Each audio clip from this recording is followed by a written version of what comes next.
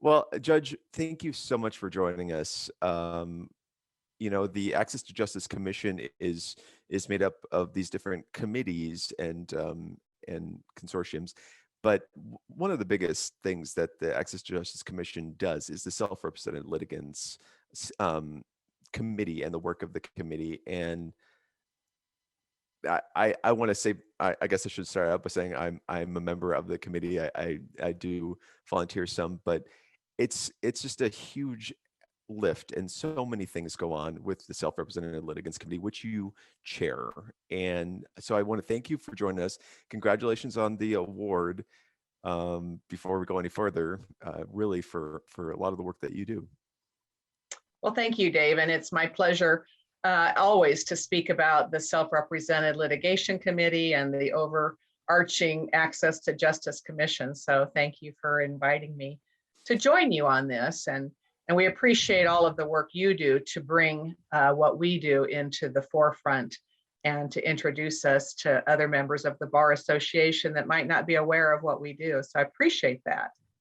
Well, and it's such a large, and I've said it's such a large task, but can you take us through sort of the history of the committee and your role on that? I think you've chaired since 2013, right? You've been in charge for a long time. 2012, Wow. when my predecessor, Judge Richard Sievers, who was also on the Court of Appeals, and Judge Teresa Luther, District Court Judge, they back in 1999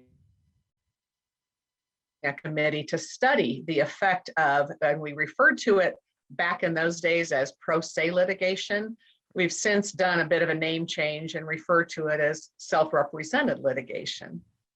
But so in 1999, they were tasked with studying the effect of pro se litigation on the citizens of Nebraska and the judiciary. And they studied a lot of different states, organizations, and prepared an in-depth report to the Supreme Court and recommended the formation of a permanent committee. And that committee was permanently formed then in 2003, and it was called the Nebraska Supreme Court Committee on Implementation of Pro Se Litigation. It was a mouthful. And Judge Sievers and Judge Luther and many other committee members then began yeoman's work, really, without any at least paid dedicated staff. We had some staff support from the administrative office of the courts, but really it was a volunteer effort for many years. And during those early years, the committee partnered, and we still do, with the Bar Association, with Legal Aid of Nebraska, with the law school clinics and libraries, public libraries, to create and educate people about the resources that are available for self-represented litigants. And through that effort, the committee worked with the Bar Association to create self-help desks. We began creating online forms for self-represented litigants, and we created our online self-help resource on the judicial branch website. And we worked with our staff, court staff around the state, to train them in how to work with self-represented litigants. And so that work was ongoing for many, many years and continues to be ongoing. As I mentioned, I jumped on board in 2012 when Judge Sievers was preparing to retire from the court and from the committee. And so that's just a little bit of the background, and we've continued to persevere. Now, you may not have this information at hand, but could you give us some sense of the scope of self-represented litigants in Nebraska in the courts? How many cases and things like that? I don't have exact numbers, Dave. We've attempted to, and we're still refining the process of tracking those numbers through the justice system. And I can tell you pretty assuredly that there has been an increase in the numbers over the years. Anecdotally, I hear district court judges say over half of the domestic relations cases, at least one or both parties are self-represented. And of course, that's where we started early on in Our work was preparing forms for what we might call simple divorces without children, without property, things that self-represented litigants could do potentially without the assistance of a lawyer. And so those numbers have definitely grown. Again, I don't have any exact numbers for you, but since we began tracking them, they've grown every year. And of course, as you can imagine, this last year plus with COVID has increased the need for helping self-represented litigants. And a big part that you've talked about of the work is the forms, is the form page and the forms on that page on the Supreme Court website. And I've had a sneak peek because I've been on the committee to see that process, but it's involved. And I think attorneys want to know this, and certainly people that are using those forms need to kind of understand this is not something that's taken lightly. If it's been through quite a process and will continue to down the way. Can you just sort of walk us through what it looks like from an idea to an actual form? Sure. Well, on our committee, we've had a forms subcommittee, and they've really been the bread and butter of this committee and have done the bulk of the work. Back in the early days, the committee would spend a couple of days, usually at the law school with Kevin Reuser in the law clinic, helping, and we'd work through all these form requests, and it was a very burdensome task. We've improved over the years, and we now have a system where we record when we get requests for forms, and what we remind ourselves of all the time is we are not all things to all people. We are only here to facilitate those pieces of legal work that we think people are able to do without a lawyer. And we continually on our website promote the need for advice of counsel. But in those instances where that's not available, not affordable, so that's where we limit ourselves, is what are the simple pieces of the process that we can help people with. And so that's grown from the domestic relations to name changes and guardianship, conservatorship matters, the basic forms. So now we record when we get a request, whether it be from a lawyer or the bar association or a litigant, and we determine, first of all, whether it's appropriate. Is this something that's appropriate under our purposes? And our overarching purpose is for the efficiency of the judicial system.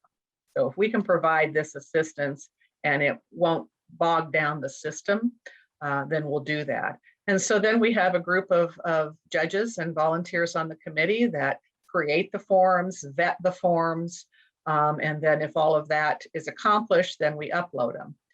Most recently, however, the Administrative Office of the Courts, thanks to Corey Steele, has provided us now with dedicated staff solely for the purpose of creating the forms, continually updating the forms, and then continually updating the website. So our forms subcommittee is now sort of sunsetted out, and we are now tasked, and this has just happened very recently, our committee is tasked with thinking of more the next big innovative ideas that we can propose to assist self-represented litigants. So we're really tickled about that and look forward to being more of an advisory committee, standing committee under the auspices of the Access to Justice Commission.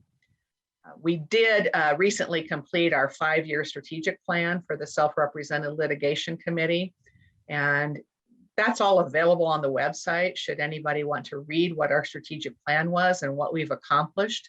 But we essentially had 10 overarching goals with a lot of tasks.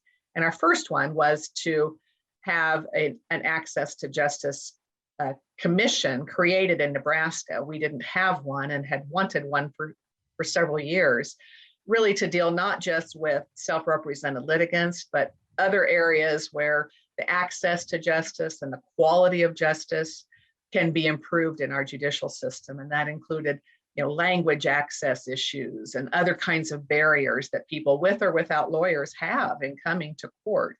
And so we were very, very pleased to accomplish that goal in 2017.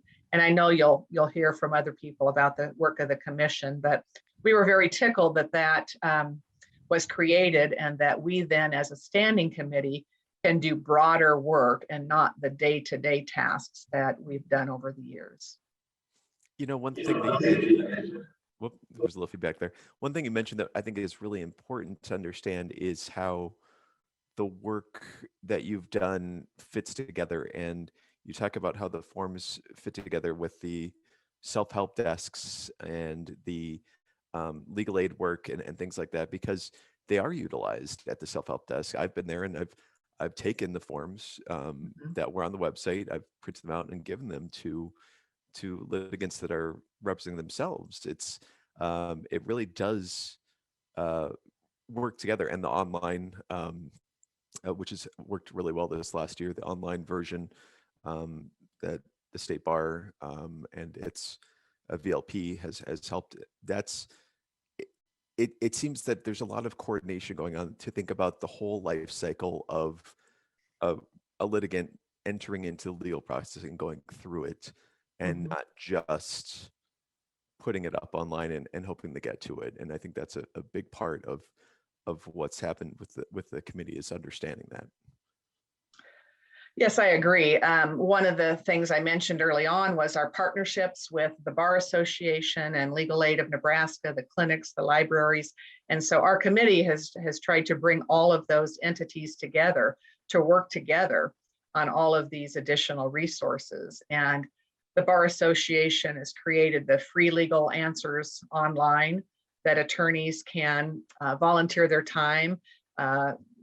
Citizens can post questions, and an attorney can take the questions that they feel they can answer and provide limited advice and information.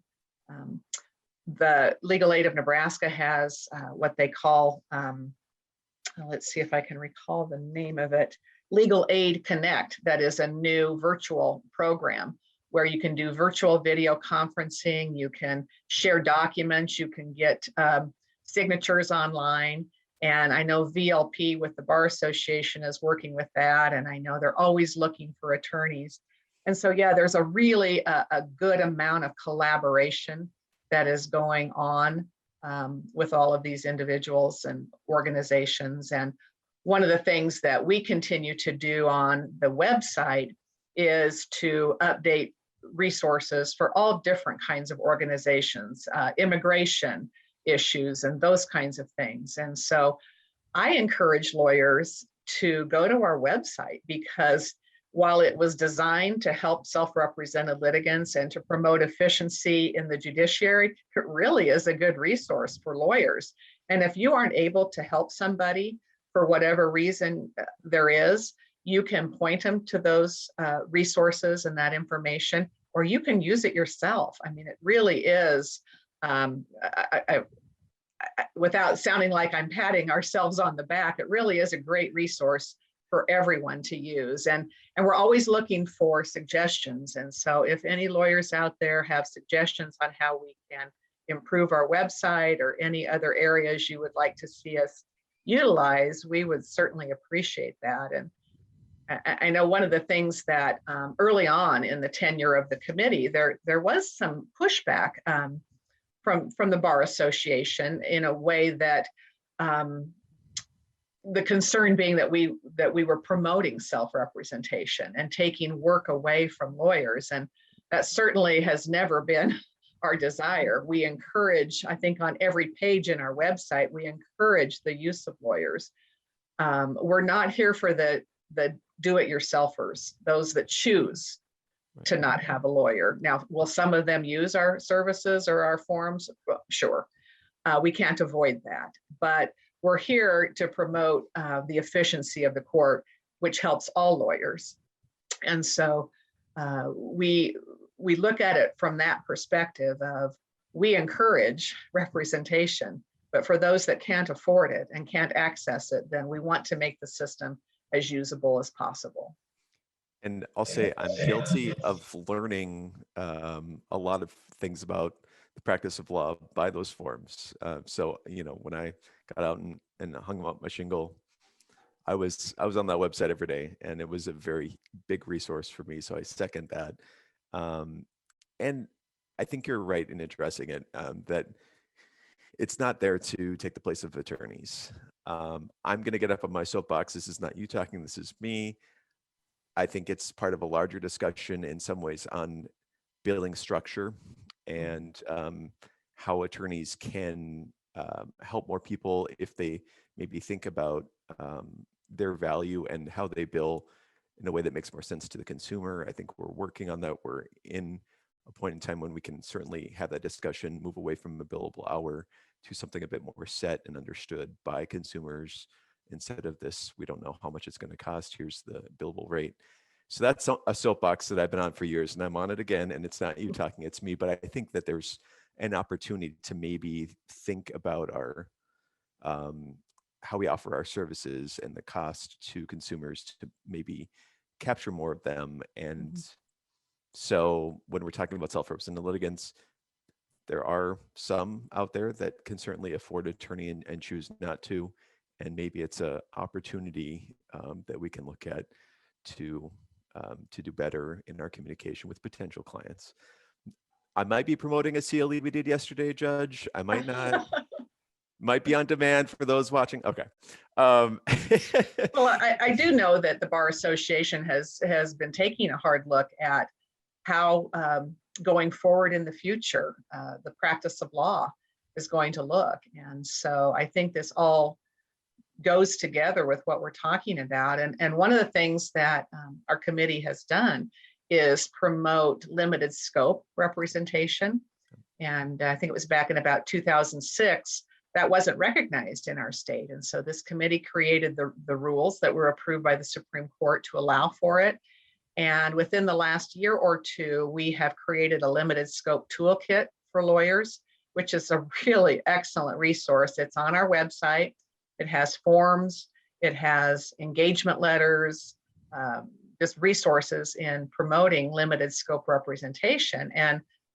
And so for lawyers who want to earn some money by doing that piecemeal type of work, it's really, it's something that is growing. Our numbers have, since we started tracking it, have really grown over the last few years in the number of cases where there's been limited scope representation in a court proceeding. That's really all we can track. But that can lead to more work and better paying work. That client might say, well, gee, Mr. Summers did this piece of work for me and he did a really excellent job. Now I have this other piece of work and I'm going to go see him. Same thing with providing reduced fee arrangements for clients who might not be able to afford your full fee. Not only are you doing a service to that client and to our legal system, but that can lead to better things in the future. And so I really encourage lawyers to explore those areas of the law. And I think it could serve you well. Well, you have gone over every single part of my question list here, Judge. Is there anything you want to add or anything we didn't cover, that a softball question that I was supposed to ask you that I didn't? Well, I think we've covered most everything that we wanted to talk about today, but I would like to end with a thank you to the lawyers out there that have provided pro bono representation, who have assisted through the Volunteer Lawyer Project. I know in this last year, the VLP has done a tenant assistant program because, as you can imagine, with COVID, there have been issues with housing and evictions.